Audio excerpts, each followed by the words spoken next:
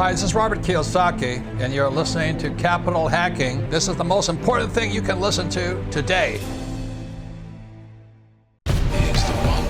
I have a dream. With great power comes great responsibility. I could do this all day. This is it. Don't get scared now. They may take our lives, but they'll never take our freedom. Cinderella story out of nowhere. It's in the hole. That the only thing we have to fear is fear itself. Capital Hacking begins in 3, 2, 1. Welcome back to the big show. Josh McCown, and who doesn't love John Edwin? If you don't love John Edwin, you're not human.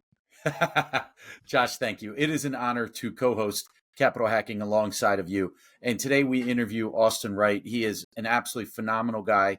Has a famous business partner who's a professional athlete you'll learn about a little bit. But really the show is all about how you feel as you get dressed, right, Josh? Well, you're right. How to make money in that business too. I love it. It's what? Dress for success in the world of custom clothing, and how to hack the growth of a business. I think he does those two things well, and everybody can't do it his way, but we can all do it our way. So I think we're going to learn a lot about growing businesses, choosing industries that are not the most popular, but have a great loyal following. You're going to love this episode. Let's go. Guys, we are so excited to have Austin Wright on the show, good friend of Josh McCown. So I'm going to let Josh do the intro. I'm excited. Very excited about this today. Austin and I travel in great circles, but I love the work he's doing. He actually is going to share. I can't wait till he shares it. If he doesn't share all the stuff about what businesses he's buying, who he partners with, how he gets the job done, I'm going to make him tell us. But Austin, at the beginning, we always say, Austin, could you just share with our audience who has not yet met you some of the journey that brings you to today? Well, my background is in politics. I spent 6 years, I believe 6 years roughly, to study to be a Catholic priest.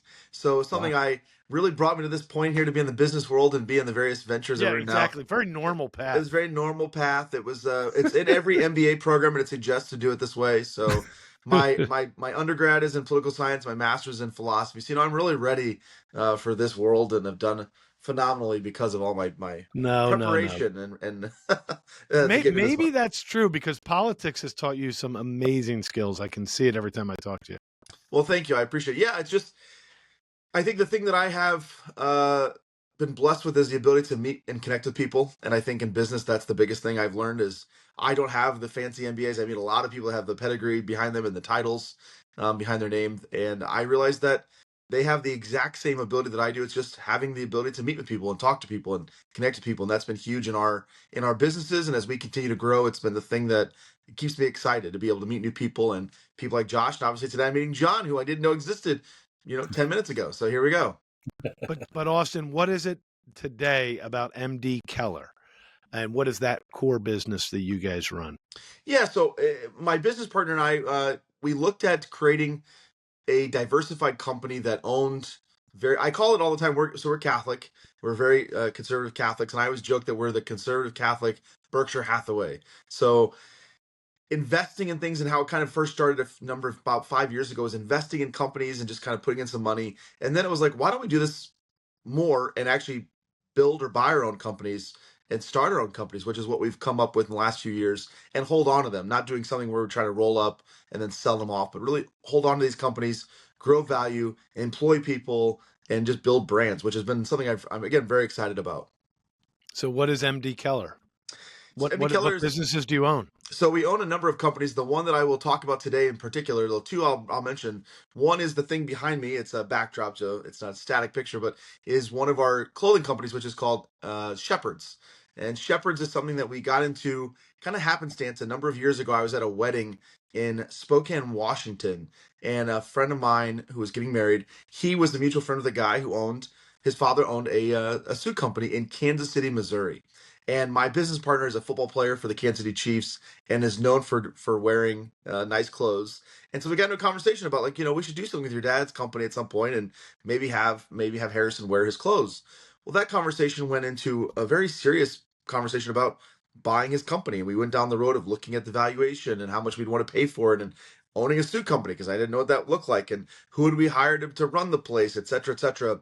Long story short, we ended up not being able to agree on the price and some other things kind of came up. So we ended up deciding to just, with a team we'd already kind of put around to be able to buy the place, let's just start our own. And that's where Shepherds came from. And it started about a little over a year and a half now. And we've already surpassed that previous company we looked at buying that had been around since the 80s in sales. And we're already known around the country, specifically in conservative circles and beyond that as well. So it's been exciting to watch the growth of this company from nothing, just an idea, and to this thing where when we go to the event that Josh and I were at DC the other day, people are coming up and showing me their jacket that they were wearing Shepherds. So it's very exciting. That is cool. Now, what separates Shepherds from other suit stores like Men's Warehouse or whatever? Quality is the first thing I would say to you. All of our stuff is milled. We've been told now we have the largest selection of fabrics in the entire Midwest. Our first showroom, the one behind me, is in Kansas City, Missouri. Hopefully opening a second one in Washington, D.C. in this year. But our selection of fabrics, and then all of our stuff is from the best mills in England and Italy, and then it's all hand manufactured in Europe. So there's no machines, and it never goes to Asia. Now, if there's anything wrong with Asia or machines, but that's just our way of doing it. But teach me. I imagine most of your clients have never been in your store. So what's a typical journey online look like? Correct. So one of the things we spend a lot of time and attention and money in is building up a phenomenal website where someone can come and hear about Shepherds, live somewhere else in the country.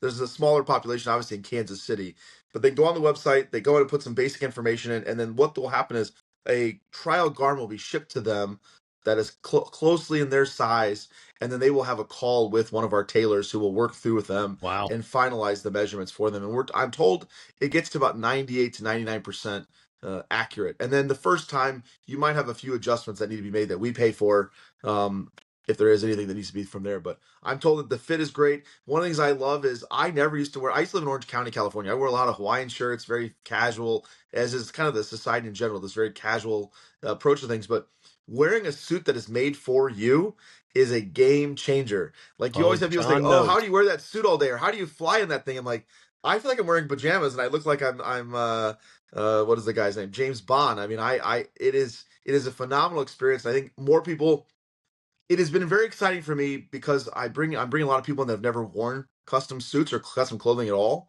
And when they try it on, it's guys that were wearing the Lululemon pants, the suburb dads. I'm thinking of a particular friend who was never, when I first met him, he'd wear a suit. It was one of those stretchy suits that was like kind of like Lululemon. Now he's one of our biggest customers and he loves it. And his wife loves it. And it's been phenomenal for him in his professional career to see him kind of grow in that. It's been phenomenal to watch. That's awesome. What's the price point for your suits? See, now, John, you're asking me a lot of questions here, and I want to remind everybody for the audience that I was told about this podcast yesterday and not knowing what I was getting into till today. And I am the sales, I am the marketing guru, but I don't know nitty gritty. But I think, I don't want to speak out of school here, but I think we have 4 different levels. I know that our essentials line, we created that as a place for those people that have a limited budget, but we still want everyone to be able to have at least one. Every gentleman should have one suit, ideally a blue suit that they can wear to something. And what I like about, especially the gentleman that's in charge of all of our products, is a guy named Nathan Price. And Nathan has been phenomenal when he meets with somebody. He goes through and you could order 2 or 3 things and have 6 outfits coming out of it. So he works on that. But I think the average suit, again, don't hold me to this, is about $800 starting out. That's good. That's reasonable. That's really good. Yeah, it's reasonable for something custom. I've never done it. I know John does, and he has a group that he loves too. So I imagine this is a whole, eye-opening experience for people, like you said, that gentleman from the suburbs. Well, yeah, because so many people know Suit Supply, they knew Men's Warehouse, they know those places. Those aren't good quality, and the price point is pretty much the same, but they're not custom. It's just stuff off a rack. And again, so one thing I try to point out to people is we are not a suit company. We are custom menswear. So in the picture behind me, you see on the wall, on the right side of my right side, I don't know how it looks for you, but there's a few jackets. We do custom outerwear. We pretty much can do anything except underwear and sports clothes and athleisure wear. Anything that you'd wear, polo shirts, pants, chinos, we do it. And it's all custom. Our outerwear is phenomenal. The one that's closest to you, that jacket there, I love. It's our take on the Barber jacket. Well, let's talk about that. Yeah. John, you would like this. So you guys came up with a hack Very strategic partnership with a famous podcaster, Michael Knowles, I Yes, think. Michael Knowles. Yes. And you did a smoking jacket, John. You would have loved it. Yes. What? Cigar smoking jacket. Tell me how that Yes. worked out and you sold out in minutes. So one of the things that MD Keller, one of the things we bring to the table in every business we're a part of is our vast network of people and connections and whatnot. And we had a relationship with Michael Knowles through the Daily Wire, through Nathan and Chris Cottrell from our team. They worked with Michael to create a smoking jacket in partnership with Michael and the Daily Wire's company, Mayflower. They started a cigar company. And so we did it. We tried it out. We got I'm pretty sure, I don't remember the exact number. We picked a select number of velvet jackets. We bought so much velvet from the number one velvet maker in the world in Italy. Wow. And we made so many of them, and we sold out, I believe, in the first day of these Yes, you smoking did. jackets in 2 colors, sold out. And Michael's become a great friend, and now Michael wears our stuff exclusively, I believe. Time out on that. I like how you said we tried them out. How do you try out first of all, I've always heard of smoking jackets like Yes. in the movies What or is a something. smoke? I mean, I know what But it is. what now is that it? you told me, John's but like, right. what does it look like? John, you have to understand, I am not the guy behind this. I just am the guy that makes it look good. I don't even own one. My understanding from what they've told me is in particular, it's about the velvet, and you can wear it. It looks like a really, really, really fancy tuxedo jacket, but you can wear it. And I guess the way the material is, it breathes so well that it doesn't smell afterwards. Like it doesn't. After a stogie, Correct. You don't smell like a stogie. But it's very classy. It's extremely classy. And Michael Very Knowles, classy. go on the Mayflower website. You'll see our jackets. They are beautiful, and we're gonna hopefully make They some are. more. On your website after this show. Yeah. This is up John's alley. John's a hardworking, healthy dude, but he likes what God gave us. A little cigar here, a little cocktail there. I will tell you, John. So the first time Josh ever and I hung out outside of anything professional, he came to my home in Arizona, where I host every few weeks a guys whiskey and cigar night. So it was very on brand. So our first time really hanging out would have was. loved it. John would have loved it. Flying out. It's good. It's one of those things that I'm gonna go back real quick. So in business and looking at businesses that we're a part of, it's not just the financial gain that comes from it. The biggest thing is having a positive influence and impact in the culture and in society. And with Shepherds in particular, we wanted men to be gentlemen again. We want men to be respected again. We want men to be respectable again. We want them to feel like they stand up. And again, John, it sounds like you dress up relatively frequently, and I know Josh does as well. But when you put a suit on, I was talking to my brother who he's a mechanical engineer, very successful, but doesn't wear a lot of suits. And he was wearing a suit this week. We're walking around DC for days. And I asked him when we were driving back yesterday, I said, did you feel different? He goes, yeah. I'm like, it's different how people treat you, how you act. You stand up straighter or more straight. You have a different, I would say almost a pep in your step. So that was a big thing for us with Shepherds, is getting men to feel there's like a little bit of a gravitas that comes back in that's kind of lost, I think, when you wear nothing but stretchy pants all day. Stretchy pants. I have an interesting story that goes along with that. I went to school at Liberty University. They do not have a dress code the way they used to, but every single day when you were going to class, guys had to wear shirts with collars and a tie every day in class. And women had a dress code as well. Again, they're now in hoodies. My daughter's a freshman there. It's great. But I did feel differently when I was in a shirt and tie every day doing work and homework versus, then I actually went into personal training and started owning gyms. So I started wearing t-shirts and shorts every day. But you're absolutely 100% correct. When you dress nicely, you feel different, and others do speak to you and treat you differently. Well, I'll put it this way. I also think there's something to be said about dressing for the person we're with. So I'll give you an example. I am in a hotel right now. I'm here for a business trip, and I was in a sweatshirt, which I don't usually wear sweatshirts, but I was wearing a sweatshirt right before when Josh texted me, can you get on? I immediately went and put a collared shirt on, put a jacket on. Like, I could have gotten on I didn't know what I was getting onto, but we should dress for the people we're talking to. We should elevate everything. I'm not saying everybody needs to go around in 3-piece suits, but I do think intentionality in particular is important. And I think if I'm going to something, if I'm doing something, I want to dress that when someone looks at me, they don't think I just like threw on whatever on my floor. I was intentional what I was wearing. And so again, as a reminder, Shepherds is not a suit company. We are custom menswear. So we do anything under the sun in your closet. And our idea is you spend a little bit of money up front. Obviously, for some people, they think it's a little pricey. But I do believe that the more people wear custom things, the more likely they're going to be to wear them, and the more likely they're going to be able to wear more of those things and dress better and just elevate their life all in all. And I don't think there's any women out there that are upset that their husbands dress a little better. Yeah. John, What other? Go ahead, Josh. I'll finish on that point, and then you can go to your pivot. But so we were in Europe for 4 years, living in Austria, and one of the guys who worked with us, it was the year 2002, 2004, up to 2006, really. And he said to me, "You know what the difference between an Italian, a European gentleman, a guy, and an American guy?" I said, "What do you mean?" He goes, "If you hand an American guy $800 and say, go get some clothes, he'll come back with 4 suits, sneakers, pants, shirt, everything he can fit into there, and he'll come back happy. You give that much to a European guy, maybe even an Italian guy, he'll come back 1 suit." Right? So I guess his point was he might wear that suit 4 days that week, 5 days that week, but he bought the best thing he could possibly have bought, and he will wear it a lot. And maybe you and I in America will wear these things a few times and stop, and we'll have a closet full of things. I remember that made an impression on me like 20-something years ago, and it does seem to be true. Now, for me, Austin, someday I'll be as fancy as you guys. I'm still buying things from Johnston Murphy, which I think is a great brand too.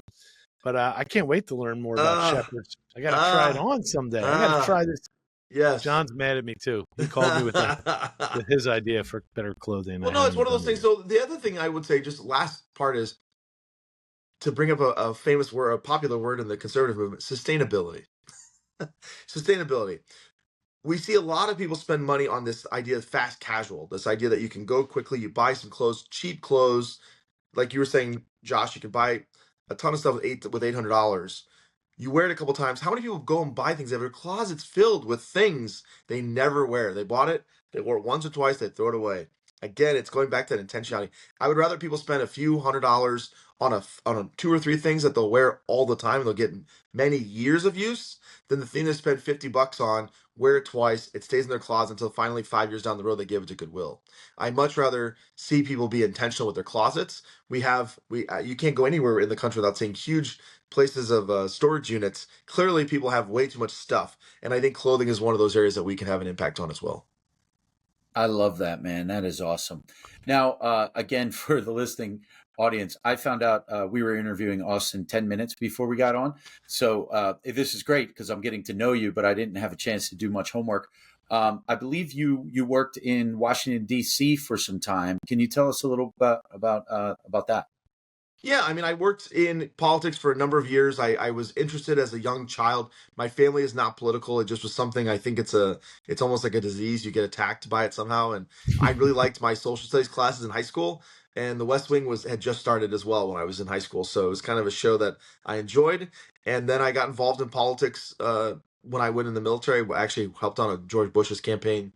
And seeing how the military was obviously affected by our political leaders with 9/11. I was there in the military under 9/11, under Iraq War, Afghan War, those various places. So it definitely piqued my interest.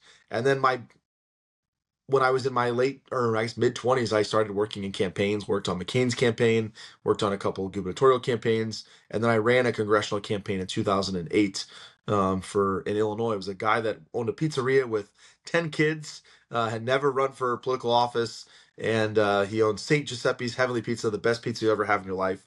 And he asked me one day, I went to go get a calzone, and he said, I want to run for Congress. I'm like, oh yeah, right? He goes, no, I do. And now keep in mind where I'm from originally in Illinois, it's a D plus, I think at the time it was a D plus 12 district, so very Democratic district. And this guy's Republican, 10 kids, all the things. What's a D plus 12? You got to teach us 12% 12 percentage points in the direction of the Democrats. Right. So more, yeah, way super majority. Heavily Democrat.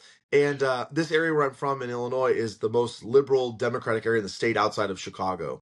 It's very, very liberal. And so this guy, to be able to run for Congress with 10 kids, owns a pizzeria, never went to college or never graduated from college, but a phenomenal man, a hardworking man. And it was, again, one of those examples of a hardworking American and their success story. And I think there's actually a lot of overlap between him and J.D. Vance, and seeing this guy who never ran for political office and had an idea and ran. And long story short, that man ran and won and became a congressman in the United States. And then unfortunately has since died, but his son is very successful. His son, Terry Schilling, is the president of the American Principles Project now in DC. He was actually at the breakfast as well, Josh. his son is the head of the organization that was really the spearheaded a lot of the stuff with the transgender movement, etc. But very successful in their various places. And politics has always been something I love, I enjoy, and whenever I go back to DC, I feel like I get drugged back in. It feels like it's an intoxicant, and you want to be a part of it in some capacity. So I don't know how political you get here, and I don't want to say anything out of school, so let me be careful. No, you pushed all the limits there, brother. You pushed no. I will say though, the craziest thing about politics, John, in DC that I don't know if you and I realized because we're not in DC much, is the radical, what do you call relocations that happen each time there's a political shift. Like, what do people do? This is just a curious question. When you're really good at this and you're well paid and you work with one politician who doesn't win, what do you do for the next couple of years? You get on another campaign, or you go work in a think tank, or you go do something else in the meantime. Hi, this is Melanie McCallan. Josh and I are just so grateful for the many investors who have already joined us at Accountable Equity. Accountable Equity is so much more than a capital group. It's really a community of accredited investors that want to learn and grow together. I just want to personally invite you, if you want to find out more about this type of investment and see if it's right for you and your family, please visit us at accountableequity.com. Hey, it's Hal Elrod, author of The Miracle Morning, and you're listening to Capital Hacking. Enjoy. So it depends. I mean, the congressional staff will jump around, obviously, from the White House. So you had people that worked for the previous Trump administration. For 4 years, they went and did something else, and then a lot of them came back. The staff you might not have heard of, they went and did something else, and now they're back again. It just kind of depends on what the a crazy position. life that is, though. It's like one of the most radical transitions that'll happen. You know, I even saw it at our local government recently. Our Cecil County, where we're at in Maryland, just had a transition of staff. And I'm thinking to myself, man, that's hard on everybody. That's actually what I was thinking, because these are good and hardworking people on either side just working in the county. And now they don't have a job because It's politics changed. Politics change, and if you work for an elected member, if you're a political appointee in an administration, your job is very tentative on what happens in the political sphere. And you might not have a job. I mean, it's just par for the course. So what else is coming up for MDKeller? Are we going to expand Shepherds? We are working. Shepherds is expanding. Shepherds, we're very excited about that, and we want to get John fitted. Hopefully he goes on the website. So I'll tell you one other thing that's just funny and just kind of a cool aside. When we first started the company, we came up, we spent a very long time trying to figure out what the name was going to be. We hired the best marketing company, in my opinion. We've used them now for all of our companies, called Beckett and Stone out of New York. Phenomenal company. They are the best when it comes to logos and branding and everything. They're very good. We hired them. We spent all this time with their staff kind of coming up with things, and we came up with Shepherds and the logo, etc. But the only thing we didn't have was on the website, we couldn't get shepherds.com. Someone bought it years ago, and we couldn't find out who owned it. We couldn't figure out how to get it. And we really wanted it, so we were whereshepherds.com, which is kind of, it looks like weareshepherds.com, so it's very annoying. Long story short, we found out it was a priest had bought this domain back in like the 90s when the internet was like brand new. He bought and owned shepherds.com, and he's very old and he was dying, and we were able to get a hold of him and his family, and they sold it to us this last year. So we got, but of all people to own it in the world, it was a priest owned it, and we're Catholic. And so we bought shepherds.com from a dying priest. So we now have shepherds.com domain. Well, that is hard to have any single word domain of any kind. Listen, I call that a divine appointment. Oh, totally. 100%. Yeah, I mean, there's no other way to describe it. Who owns it? Oh, a priest. And he had it. And it was like, it literally looked like it was a DOS, like computer system from the 90s. Like it did not change at all. But he owned it, and we were able to get it. We paid. And his email address was AOL. Yes, it was all those things, but very excited. That's an exciting thing for us. But growth, we want to be able to grow. We obviously, with our company, we see DC as the next frontier, probably a Dallas after that. But we don't want to be in too many places. We want to still be a place that is, it's kind of an experience to go and find that. One of the things I will say before we get done as well is, if you can do it online, that's even more impressive. Online is good, but we like doing Trump shows in particular as well. We like being able to take people. One of the things we've done is we've had men who like our products who will host an event at their house or their company or wherever. They'll bring 15 or 20 friends in. Nathan or somebody from the team will come in. They'll do fittings for the day. And then that evening, they'll host like a little social hour, kind of what you came to, Josh. And that's been very successful. But our first showroom behind me, you see here, That's what I'm most excited about, is a physical manifestation of who we are at Shepherds, what we're about. And so when you walk in, we obviously have trial garments and some examples of garments on the left-hand side. But on the right-hand side, when you walk in the door, we purposely spent time and energy with how we want it to look. And every location will have different pictures and paintings and whatnot of art that is unique to that area of the country that it's in. And it's so beautiful. And they have cards they print out of why they have this and what it's about. And again, it goes back to what I said earlier about the intentionality. I love when you walk into our showroom and there's a great intention to everything that we do. Now, I will say, as we grow, obviously, with any business, you're going to lose some of that personality. But one of the things I just want to say before we're done here, spending time with Josh, John, has been huge for me, because I had the privilege of taking some of my friends. Josh, as he mentioned, took me to all of his resorts except one back in December. And this past week, I got the opportunity now to take a group of my friends and my brother to one of his properties in Maryland. And where was I today? I was at one of our companies yesterday, excuse me. And they said, "Oh, I heard that you took these friends to this resort, your friend's resort." And they're like, "We heard nothing but amazing stuff about it. We want to go there ourselves." And I've had people say, "Where were you staying at?" And then they went and looked at the website, like, "We want to know, how can we stay there?" I love sharing good things with people and being able to take my family and my friends to that resort. And Josh, you don't know this, but that night we got to the hotel, it was very late. We'd been up at a late dinner, and no one went to bed for like another hour and a half. They were talking about how great I'm not joking with you. Everyone went on the balcony. Which one in Maryland? We were at the Ken Island. Ken Island, yeah, great spot. Everyone went on the balcony. Someone opened up. Again, we had to be up at 4 a.m. We got there at 1:30, 1 o'clock, 1:30. And I'm not joking when I say they went and opened a bottle of wine. They talked about how phenomenal the wine was. And we were out on the balcony. Then they went in the rooms. They were talking about how great the rooms were. It was homey. The fireplaces, it woke everybody up, and no one was going to sleep. I'm like, it's been a long couple of days, but it was exciting for me, because when Josh took me to the places and showed me the different locations, I fell in love with them. But to see it through different eyes who didn't have a relationship with Josh at all, they're just walking in without knowing anything, and to see their excitement and how much they love the property and saying they want to go back again, where they can see the place during the daylight, is it exciting? We got there when it was dark and we left when it was dark. Love it. But that was exciting for me to share that. But as far as companies, we're moving next. I got to be very careful what I say, because I don't know if this is going public, and we're not public with this yet.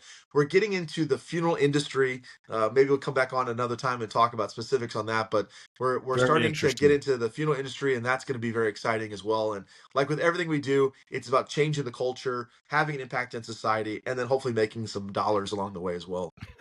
Fantastic. Thank you, Austin. Where can our listeners connect with you? Where can they find you? I'm on LinkedIn. That's the best place. I also have a pretty popular Instagram account that I resurrected the last few weeks, named The Basic Catholic. But LinkedIn's the best place. And then our website is MDKeller.com. And then our Shepherds website is Shepherds.com, as I mentioned. That is the best URL. Good for you. Thank you. Thank you, guys. Thanks, Austin. Thank you, Cheers. John. Thank you, Josh. Damn straight. We just got we got to the end of another great show, and everyone listening right now, you're the family and friends. Thanks for staying till the end. That was so fun. And hey, hit the like, hit subscribe. We're here to serve you guys. That's why we're doing this show. Josh is not paying me. I'm doing this off of my quote unquote sweat equity, because we want to make a difference in your life. And then that ripple effect will continue to touch the world. Hey, amen, brother. Please check us out on capitalhacking.com, all the social media threads. And yes, I know you've probably already sent this episode to one of your best friends. Thank you. We love you. Just go right into your iPhone, hit the plus symbol. We'll talk to you later. See you next week. Share.